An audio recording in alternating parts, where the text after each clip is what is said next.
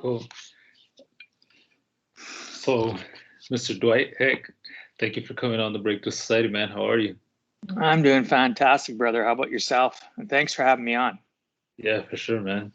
I'm doing well. I just got done doing one of my 75-hour workouts not too long ago. So Yeah, your day 61 today or 61. 60? Yeah, Yeah, I think it's yeah. 61. Sorry, I seen your post. Yeah, So yeah, I yeah, read it. I couldn't remember. So congratulations. That's fantastic, brother. yeah, man. Thank you.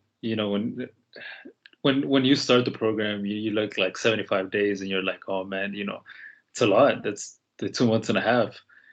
But now it's like day 60, only have 2 weeks left. So, I got it in the bag. Yeah, and then you got phase two with the Yeah. cold showers, and then you got phase three. Yeah. Good for you, man. Most people um, just don't get it that Andy designed that program for mental toughness, Yeah. but it obviously has a physical aspect to it. But yeah, I've never known anybody that's gone through it that hasn't leveled up in their mindset, right? So For good for sure. you. Yeah, man. Appreciate that. No So, problem. yeah, man, before we dive deep here, we just tell the audience, who's Dwight and what do you do? Who's Dwight? Well, um, not sure how far back you want me to go. I Well, grew like up just as right now, like you could just tell them like what you currently do, like okay, professional, sure. career wise, Sure. and where do you live? Professionally, career wise, I have a financial agency brokerage. I have agents with inside of that brokerage. I've been in the financial planning industry for 19 years. I got started in the industry because of the fact that the IT consulting firm I was in was draining me. I created some health issues, and I got reached out by a mentor of mine who I'm still friends with after 31 years. He said, you know what? You need to get, you need to look at getting into finance. And here's why: you're a wreck. He says, you make a 6-figure income and you're suffering all the time. And, single parent, 5 kids, and you need to figure some stuff out. So how about you check it out? We'll help you. Once you understand the rules of the money game, you'll be able to go out and teach others. You're great at building relationships, you're good with people, and this industry needs that, right? It's hurting. But in order to do that, you need to be a person that can actually talk from experience, is like learn how to be vulnerable, take that vulnerability and use it to teach others that you were a person that was living in quiet desperation as well. And that's how I basically got to a point of being in finance the last 19 years. Of those 18 years, I've lived by the mission statement of, teaching people how to live life on purpose and not by accident. That's good, man. Where do you currently live right now, or where are you from? I live in Edmonton, Alberta, Canada.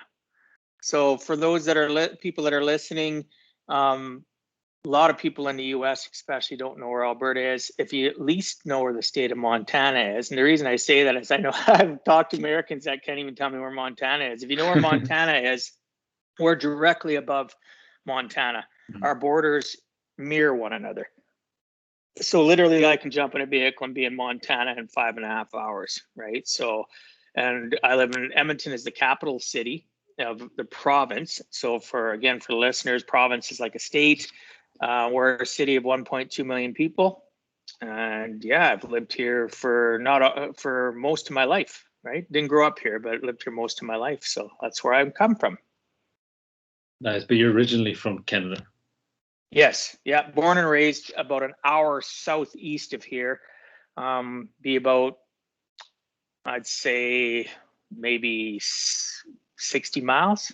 Mm. Approximately, because yeah, I had to quickly convert that because we were in kilometers up here, right? So yeah, I grew up in a small farming community. My dad was an entrepreneur, very successful 7-figure entrepreneur dealing in the farming industry.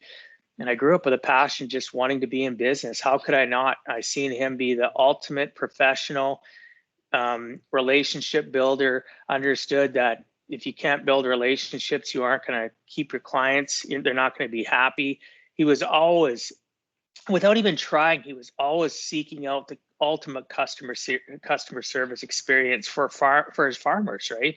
And I learned that growing up for him because I wasn't allowed to take summers off. 12, 13, Yeah. get your ass to work. Come Yeah. help me, right? You want I know stuff? kidding. I'll give you the basics of life: shelter, love, food, care. But you want anything extra, you need to work for it. So, Yeah. I was the youngest of three siblings, two older sisters, and that's what I did. Worked for my dad, and then I grew a passion. When I had my first jobs, actual jobs, it was like, this sucks. No offense to people that have a job, but for me, after seeing what my dad could accomplish and had accomplished, I was like, man, I need to figure out this. And at that time, I really didn't get the term entrepreneur. It wasn't thrown around like a $20 bill like it is today. I didn't really get it. I just knew I had a passion to want to work with people, and I wanted to control my own time, right? Yeah. So like I grew up in a similar situation. My dad was he still is a business owner, same thing. Like I own an electrical business right now. So he also has an electrical business back home, the deep south of Texas. But, just seeing him like work the business and, work his employees and stuff like that, I wasn't allowed to take summers off either. Spring break, none of that stuff, it's just Oh, I bet spend you were time like working. me. I'd run into my friends the odd time, or September would come around and they'd be bragging about being on the lake or Yeah. going here, going there. I was lucky if my dad would pull a trailer to the local lake, which is about, I don't know, maybe 20 miles outside of our little city of 15,000 people. He'd park a trailer and we'd see him a couple times during the 2 weeks. He'd buy the cheapest spot where we had no shade. We'd bake to death in this trailer. And, we had fun, but I hated it come September because my friends, oh, we went skiing, or we Yeah. flew here, we went there. And I didn't appreciate it back then, but when I got older, I understood. But my dad had a responsibility to that community. He had a responsibility to his family, and he tried, and he was succeeded in taking care of us. But his major connection, because think about it, spring till fall in our country, we have 4 seasons. That's when you sow your seeds. That's when you're making your money, and that's when the farmers needed him. Unfortunately, that coincided with our summer vacation, Yeah. so we didn't necessarily see him. But when I grew up, I understood what he was doing and that he was committed to giving the ultimate service. He didn't necessarily have the best balancing act between family and work, but it is what it is, right? I learned from that, and I did better from mine. Yeah. So like seeing him in the farming industry, you didn't grow like an interest in the farming, or you just grew an Well, interest in the business? he offered me to go into the business, but my dad and I are way too much alike. Yeah. Like, it was like sparks, brother. Um, I remember the last year we talked, and he said, well, you should stay and take over the business eventually someday. Or, I said, Dad, the problem is you'll never let me take over the business. You'll always be involved, and we'll always be button heads. We think differently, and I don't want to do that. I want to go chat. At that time, I decided to go away from it to Edmonton, where I am now, and got into computer engineering. Decided I didn't really like that. I stayed in for about a year and a half, left that, ended up running into my mentor that convinced me to go into take electronics engineering, which I ended up graduating from, getting a diploma. And that pivoted and hopped me into my computer consulting industry and owning a retail computer store. But that, I ended up starting to have health issues, so I had to walk away from that business, getting into finance back in 2002, and I have never left it. I just realized, though, during the pandemic and meeting people like Tony, like you and I talked about, and people from Arte that have really helped, me level up my mindset, that I was too comfortable, that I wanted to help other people level up and get to a point where they didn't live in a life of quiet desperation. And what I mean by quiet desperation is, today, people, we come out of school, we get a job or we start our own little self-employed business, and we get caught in a rut. We go to work, go home, get paid, and we stop feeding our brain new information. We stop trying to continue to level up. We start to camp in life. And we spend the next 30, 40 years of our lives till retirement camped. Go to work, go home, get paid. Same routine over and over again. And for those that do that, there's nothing wrong with that. But I wasn't really satisfied, and I couldn't figure out why until I had people tell me, you're camped. This was back in about 2016. My mentor that had helped me get into finance said, you're camped, quit it. He's got a book out too. And he in his book, he talks about the fact of people that are campers and climbers. And he talks about people being stuck in the valley of despair. And that's where I was. And I didn't even realize it. And so I wanted to understand, how could I start helping people so they don't live all that I've lived for so many years, the nights of quiet desperation. And it's not always about money. Sometimes it's just about the fact that you have goals or things that you wanted to achieve that you've never been able to have a shot at it, because all of a sudden you get married, you have kids, or you start a business or a career that takes up a lot of your time, and you don't know how to utilize your time after work to actually create your own destiny. And it's all about our mindset. It's all about that 6 inches, and we just need to be pushed to be the best version of ourselves. Now, not everybody wants that, but there is so many that do, and they don't know where to find it, right? So that's why I wanted to take what I had been doing for the last 19 years and not necessarily do it for monetization purposes. I'm not against money, obviously, but I wanted to be able to help people. I wanted to be able to help them so that they didn't have to live where I had been living, really have high highs and then be in the valley of despair, camp, and then back up climbing, and then valley of despair. That roller coaster ride of life sucks, right? So that's why I've been doing what I've been doing for the last year, is creating my brand, which is Give a Heck. It's to basically teach people that, you can be taught, you can educate, you can find people in your associations that will help you, level up, where you can learn how to give a heck and live life on purpose, not by accident. Again, for those listening, if you're happy where you're at, I'm not challenging the fact of where you're at and saying that you shouldn't be there. But if you're feeling that empty pit in your stomach, you feel something up here in your chest, you just feel like a hollow feeling, or you get up and you got no energy, that's kind of a signal, right? For me, that was a signal from God saying, you know what, you got to change some things. So then God, I'm a Christian, God sends people. My mentor got a hold of me in 2016 and basically said, you're camping, right? So people come into our lives, and if you're receptive enough, you'll start questioning things. You'll start listening to their knowledge, because they're no better than you. They're just farther in the journey than you. They've probably gone through similar things. They've just had other people push them, and now they're doing reciprocal and they're helping you. And that's exactly what I have been working on, and just want to take it onto a global message, right? To help people. Yeah.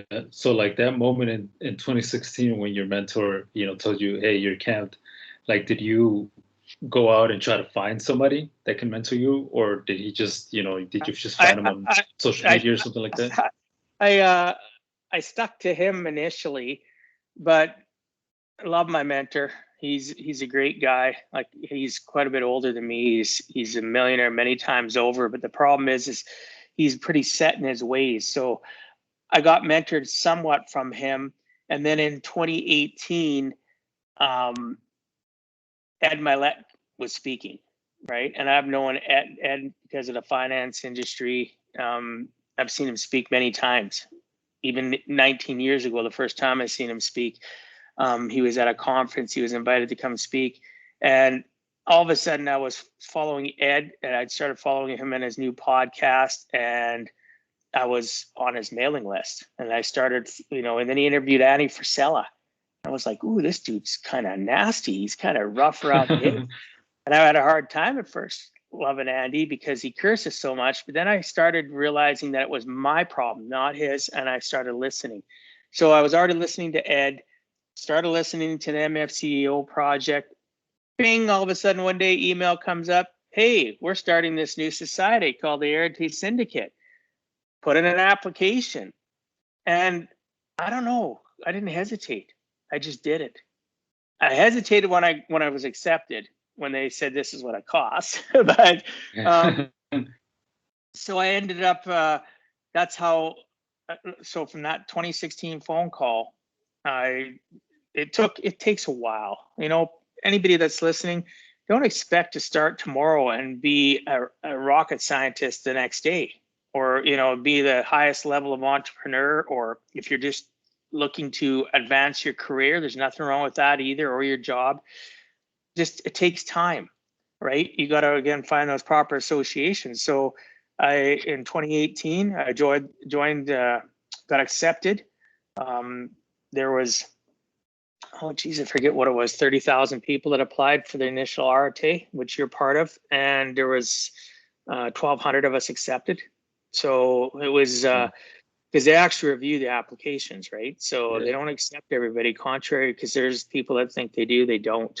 They're very serious about who gets to be part of the syndicate, a part of RTA. So that's basically, my life's changed in 2016 from that phone call to where I was at a conference because of my mentor. And there was Ed, and Ed, I just started following him again. He just started his podcast. Seen him interview Andy into the syndicate into joining other organizations, like the 365 Driven Society I talked to you about, that have helped me continue to level up. And it's not just about associations of people. I want you to understand that associations are connections to what you listen to, what you read, what you watch on television, even what music you listen to. What message are you putting into your brain? Are you putting in a message that's helping uplift you, helping you level up, right? To keep you out of that valley of despair. And don't get me wrong, I'm not perfect. I still have those character building moments. I coach on this to others, but I coach myself on the same things I coach others. I have to work at it, right? I have to make sure that I'm always leveling up my game. And, otherwise you just become stagnant. And none of us want that, right? That are truly wanting to change. So mentorship is so important. Yeah, like I get like, the reason I started this podcast is because I get a lot of people, especially younger people too, that younger than me, that say that they want to do something with their lives. Like, they don't want to be average. They want to do something with their lives. They don't know how to do something big. They don't know what to do. Like, they just don't know where to get started, right? And that's kind of like the same feeling that I had back in high school. Was like, I knew that I didn't want to be average. I knew I wasn't going to be average. I just didn't know what career path I was going to take. I didn't know what to do. Like, I didn't know anybody successful. So, like, that's kind of where, like, a lot of my audience comes from, is like those early days where, you're just kind of cruising through life, and Well, and you because don't want to. school doesn't teach us, so that's the problem. Yeah, It doesn't really yeah, coach but they us have. how. Pardon? Yeah, but like, they have like that seed in them, where they know that they don't want to be average, but they don't know anybody successful. They don't know who to reach out to and stuff like that. So, like, what do you recommend? Like, what do My you first recommend them to do? my first experience was be that same mentor, that I had already known for probably, I think, 14 years. He's reached out to me so many times in my life. He reached out to me in 1993, and he said to me, he says, you need to come check this out. It was a business. And he says, oh, by the way, it's got a personal development program. It was an MLM. And I come and checked it out. I had my computer business running, and my consultant firm, and my service business. I had all these 3 different businesses running under one roof. And he said to me, here's some books I want you to read. And it started with 3 different books, and they're still my 3 favorite books today: How to Win Friends and Influence People, The Magic of Thinking Big, and The 5 Love Languages. And for the listeners, the 5 love languages isn't about you connecting with your lover better. It's about how do you connect to people in general. Everybody has their own love language. And, those same books I've dived into numerous times. How to Win Friends and Influence People was rewritten now by his family, and it's called In the Digital Age, and it's been brought to the 21st century. It talks about social media, it talks about everything, and I would highly recommend that to your any of your listeners, young or old. I love that book. I just finished it again, literally in the last month. And yeah, so those are the first three things, and you know, you have to literally, if you're not feeding good things into your brain, our brain is a big, huge computer, and it gets stagnant. It wants new data, new information. So it's so imperative to pick good books. Like there's tons of good books out there, like Napoleon Hill's book is amazing. Stephen Covey, 7 Habits of Highly Effective People. I've read all these books and they all have great messages. The key here is just pick up one of them, find something and read it. And if you're not a reader, I love Audible.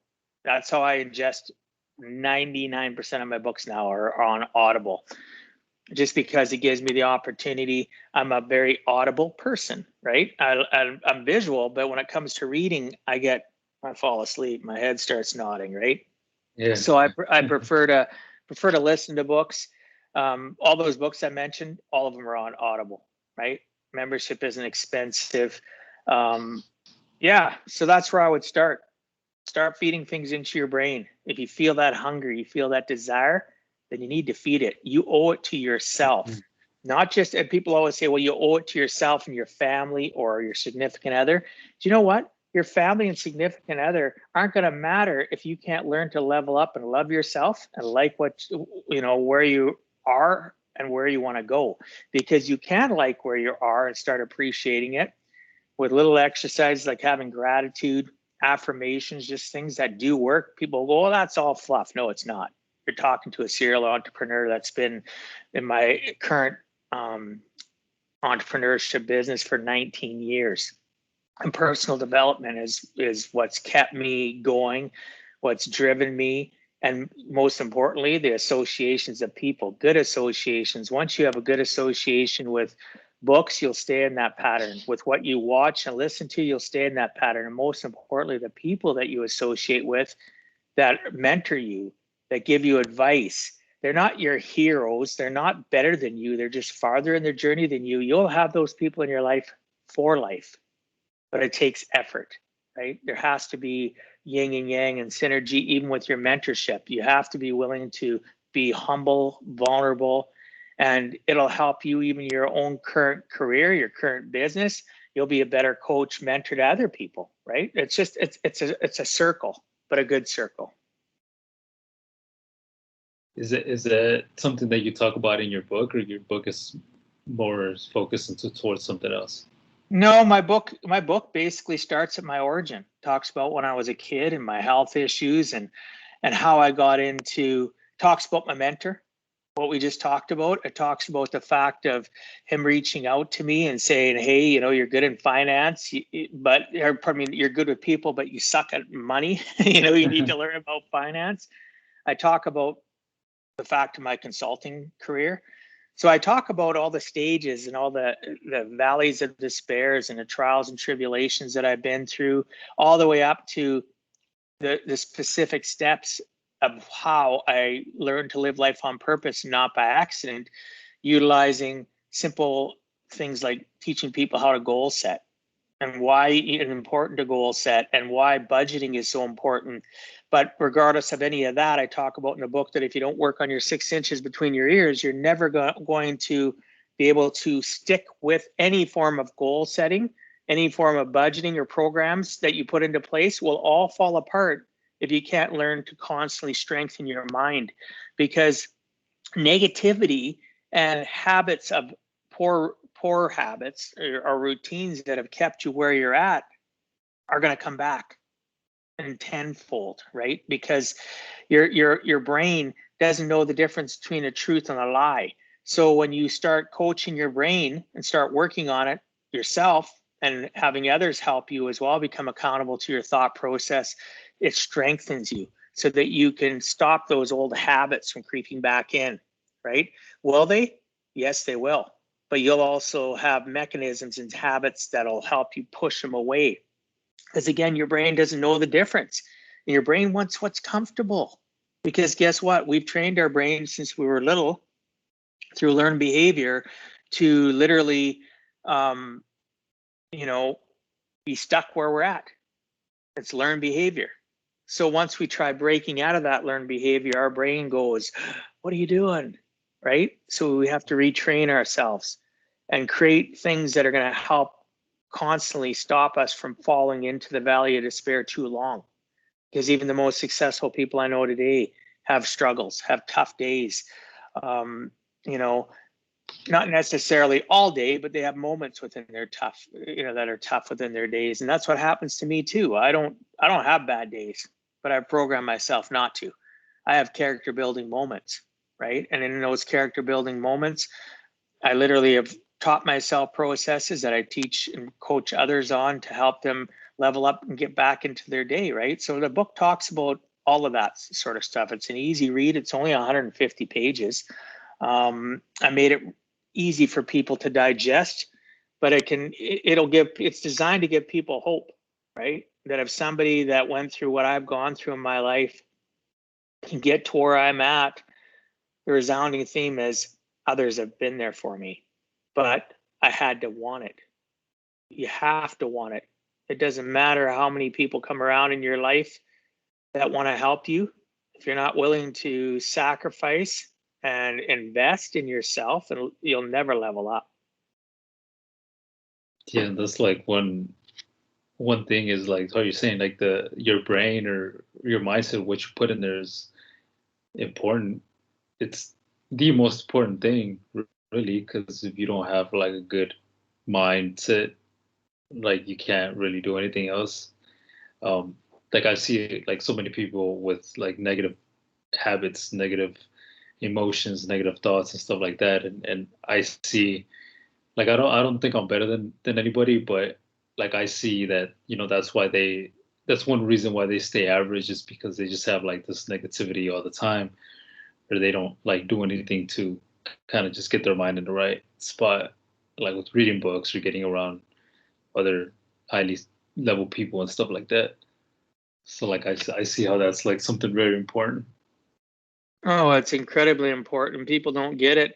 You know, they hang out they hang out with their broke uncle, their broke brother Yeah. and sister, their broke mom and dad. And it's not about money.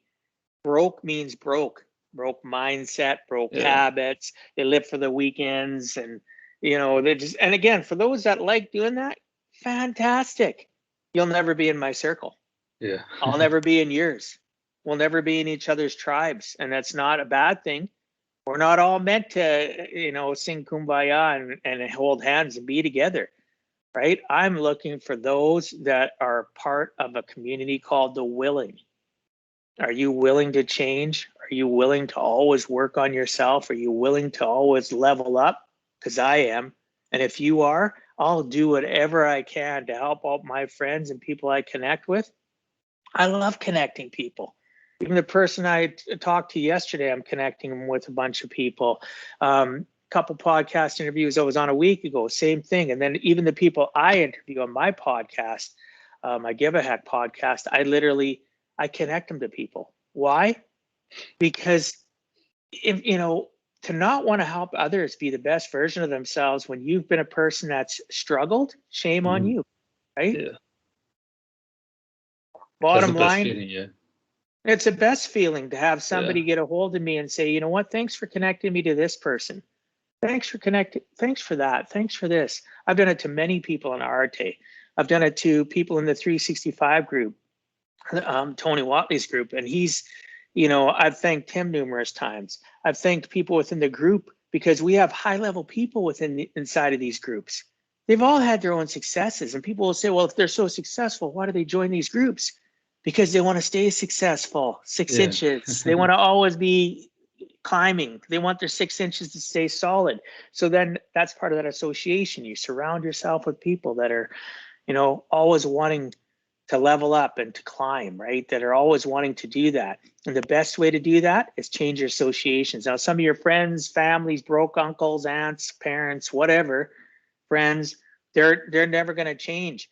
But what needs to change is your association with them. Doesn't mean you have to necessarily, some people you just cut right out of your life. You have to, or they're gonna always be a boat anchor pulling you back, and you're gonna wonder why you're struggling to get forward, because they're that little thing on your shoulder going beacon off and changing your mindset. And yeah, you got to be careful. So your associations of what you do are so key, and you learn to limit hanging around those that you can't cut out, because it's sometimes really hard.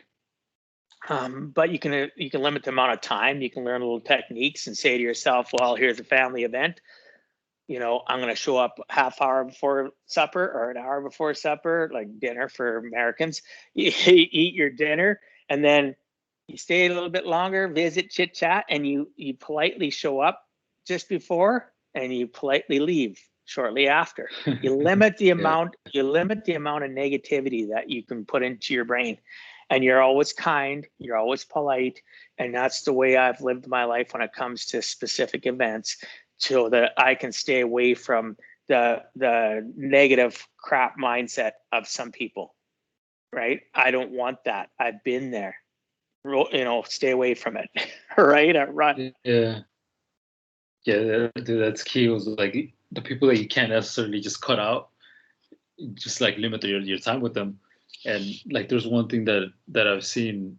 Well, I've seen a couple of times on IG where it says, I forgot how it starts off, but it says like kind of like, if you don't have the same mindset as me, like that's cool. I want you to win and all, just like not in my circle. Like you go doing your own thing. I'll be over here doing my own thing. Like I don't hate you or anything. I want you to win. Just not around me, because we're not like in the same mindset level. Yeah. It's like something like that. Yeah, I don't remember exactly what it was. I say to people, you do you, I do me, and we'll get along fine. And how will we get along fine? You'll be over there doing you, and I'll be over here doing me, and we'll get along great, because there's no cross contamination of thought process. And I never, listeners, understand, never wish ill on anybody. Yeah. Ever. Don't, even if somebody's wronged you, it poisons your mindset. And I'm talking from experience. That will grip you. You will hold on to it. And that person or thing or company that you're angry about, they ain't thinking about you anymore. So why are you thinking about them? Why are you letting them rob you? You are letting them rob you of your energy, your good energy, your ability to climb, your ability to succeed in life. So it's so key to watch out what you think. And it doesn't come easy. Absolutely not. You need to work at it. You need to do everything that we've been talking about. You need to read books. You need to listen to positive people. You need to join groups like Arte or the 365 Driven, or, speakers, authors, and coaches, all the different groups I belong to that have helped me, and each one helps me with a different thing, right? So don't think that you need to do it on your own, because initially the only thing you need to do on your own is accept the fact that you need other people to rise, to climb, to level up. You can't do it alone. Absolutely. And good for you for being one of those people, right? Proud of you, man. Like, you're going to achieve great things. A relatively young dude, I can't imagine where you'll be when you're in your 50s like me. Yeah. Right? Yeah. And like I don't like it. Kind of it really just started. Like I got into this like personal development journey, I guess you could say, is just started taking courses out there. Courses from, I took Ty Lopez. If you know Ty Lopez, I took a bunch of courses that he had. And I never did anything with those courses, but I got in, and I kind of like it started shaping my mindset little by little. So I got into some of his courses, and then I got into a course of Dean, and same thing. Like I didn't do anything. Oh, Dean. Yeah. Graziosi. Yeah. I can never pronounce his name right. Yeah, and like they're legit guys, legit people that have done legit things. But I wasn't in a place where I just taken the information and I just like never did anything. And really, really until I found the MFCEO project, that's really what, like, I listened to Andy and I was like, wow, this guy's different. But I immediately like clicked with him, and I just stick with listening to the MFCEO. And from there, I found out about Arte, and I really hesitated on joining Arte because of the price. But then eventually I just, I said, fuck it, let me just get in, or let me apply. And I did, I got accepted, and it just kind of all started from there. Well, So, congratulations, yeah. brother. That's one thing, for people, you join Arte or any of these groups, they have so much solid, valuable information. But if you aren't willing to apply any of it, you're Yeah, never going to succeed. You're just throwing your money out the window. So you for brought up a sure. key point. You have to be at the right place. And, Yeah. you take all this stuff, you learn from Dean, you learn from whoever, and it starts, I had that saying in my head, inch by inch it's a cinch, right? So little baby steps, right? And that's where you've been started, but you started. Yeah. Congratulations. Listeners, you can do it too. Anybody can do it, right? It's not going to be comfortable, and if it is comfortable, you're still on that hamster wheel, Yeah. right? Got to get out. Life, Yeah. yeah, you got to be uncomfortable in order to rise, to be to be the best version of you. And don't ever think that you're going to arrive ever, right? You hear Ed and Andy talk about that all the time, especially Andy. Like, he's going to be slaying it, and he's going to be doing his power list and everything else until the day he takes his last breath. That guy's always going to be wanting to be the best version. He's very vulnerable as a leader, and he talks about his struggles with weight. He talks about his 6 inches, right? His depression and mental problems. He's very vulnerable. That's the best type of leader. If you find a Yeah. leader that is rosy and says everything's good, run. Absolutely run away from them, because they're another one of those internet wannabes that are selling courses, that are selling information, and never accomplished a darn thing ever, right? Oh yeah, for sure, dude. Yeah. But yeah, man. As I have one last question. It's can't question. We've kind of just been free flowing throughout the whole episode, but real quick before I ask this question, just tell the listeners where they can find you and everything that you're doing. The best place to find me is, I made it simple for people. My website is actually a portal. It's where you can access stuff about me on the finance side, on my book and my podcast. It's just giveaheck.com. So www.giveaheck.com. You'll access my page, and there's buttons. There's big portal buttons you can click on. It's constantly in development. Coaching part of it was supposed to be up. I'm still working on that. And then you'll start seeing stuff in regards to my speaking business pop up in there as well. But yeah, that's the best place to check me out, is giveaheck.com. You can even click on social media links that are within the portals to access my YouTube channel, stuff like that. Cool. I'll go ahead and link that up in the show notes. And the way to use your last name as your personal brand. It's You awesome. know, yeah, that was a Tony thing, Tony Watley. Yeah. He interviewed people on his podcast, and he does it live. The odd time we get to see them live within the 365 Driven Society's closed Facebook group. Mm. And he had a lady on there by the name of Alexander Watkins. Eat my words. For the listeners, look up that book. She's a branding expert. She's the one that branded and created the term Baconator for Wendy's. Oh wow. And she challenged me on my name of my business, and which I still have. I'm not going to change my incorporated business. For Americans, that's my LLC. But we decided, I needed to change something. So Tony started helping me, and yeah, he's the one that said, she said, you should be utilizing your name, like, honestly, and you Yeah. legally can utilize it. So if Heck wasn't your last name and you tried trademarking it, you'd get punted. They can't stop me. It's my legal last name. It's not like I changed it to it. Nice. So yeah, so that took it's only been a year that the Give a Heck brand's actually been active. And in that year, I've done my book, I've done a podcast, I've done so much other stuff, but it's not just me. It's associations. It always goes back to who you connecting to Yeah. and who helps you level up. And Tony directed me to getting to talk to this lady after a podcast recording. It was kind of cool. Yeah, nice man. Props to you. Thank you. Yeah, for sure, dude. So, the last question I have is like, what do you consider your breakthrough moment, or one of your biggest breakthrough moments in your life? Oh, it's a great question. One of my biggest breakthrough moments in my life would be when I realized that my core values of faith, family, and work were just words. I wasn't living them. I wasn't focusing enough on those three things that mattered the most to me. And once I realized that, I got past myself. I stopped having that pity party. And I realized that I needed to help others in order to help myself even more, so that my faith was strong in not just God, but in humanity and people themselves, that not everybody's a jerk, right?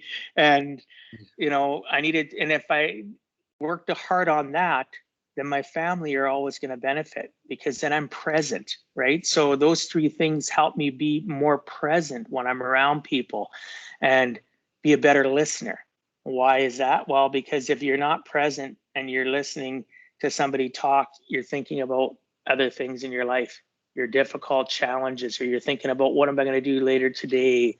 You're not really present. So by focusing on faith, family, and work, it made me become a better listener, more present with people. And by getting those two things in alignment as best as you can, because 100% alignment of those three is impossible. I don't believe in balance. I believe you will always work to try to, make everything work together. And then my work life, my career, my business became better because those other two were more in alignment, right? If any one of the three takes precedence, something suffers. So, Mhm. I always work at making sure that those three are in alignment. Mm, that's gold, man. Appreciate you for sharing that. You're welcome. Oh man. Well, with that being said, man, you have a great rest of your day. You too, brother. I appreciate you having me on, and enjoy. I don't know what the weather's like there, but whatever it is, doesn't matter if it's, for listeners, snow, whether it's rain, whether it's, sleet, thunderstorms, or it's a bacon desert. You can still have a good day, because it's all up to you. Yeah. Find a positive out of it. Sweet, man. Absolutely. Cool. Thank you. You're welcome.